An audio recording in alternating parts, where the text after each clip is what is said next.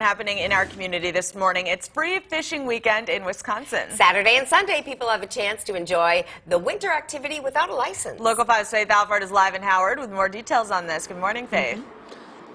Good morning, Shelly and Caitlin. While there's no license required, what's so important that we want everyone to remember is those safety tips and those rules and regulations that will be in place no matter what how free the weekend is. We're live this morning with Paul Hartrick. How are you doing this morning? Hey, I'm great. How about you? Good. So we are out on the ice. We're on Duck Creek Landing right now.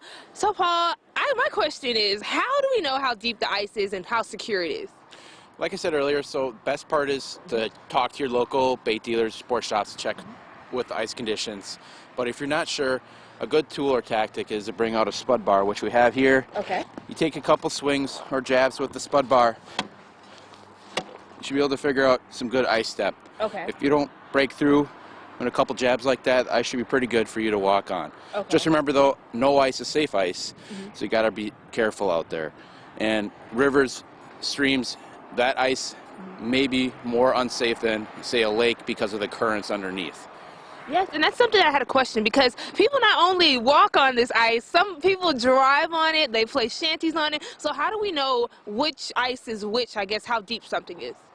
Yeah, again, talking to your local guides, your local bait shops, your local fishermen that have been out before, and going out there drilling a few holes with your auger, you can determine what the ice thickness is, and even checking out with your spud bar. But I don't recommend driving your vehicles on the ice if you don't have to. Obviously, a lot of people will.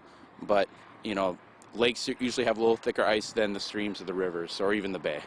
And what should people have with them? Because even though, like, you tested the ice and everything, in case it does break, because like you said, no ice is 100% safe, unfortunately. Yeah, so I carry with me these spikes for if, say, I do go through the ice. Okay. They have little spikes in here. I press down on the ice. Okay. This spike will come out, and it's sharp and should hook into the ice. Okay. So potentially I can take that and jab into the ice and pull myself out of the water. If you were to fall through the water, don't go towards where you went through. Try to return back from where you're coming from, because obviously the ice is thick enough where you're walking out, you should be able to get back onto the ice that way. And once you get out of that water, try rolling away from that hole and getting back somewhere warm and take off all the wet clothes and warm up as quick as possible. That's what I was thinking, Paul. At what point do you get warm? But thank you for joining us. So that's some tips out there. We want people to check that ice and bring those necessary tools with them so they can have a fun and safe weekend. A lot of people are going to be out this weekend, so you're going to want to use all those tips. Live in Howard, Faith Alford, Local 5 this morning. Now, that was some really good information. Interesting. I hadn't heard a lot of that. And safety tips are super important when you're going out there. So. Exactly. Thank you, Faith.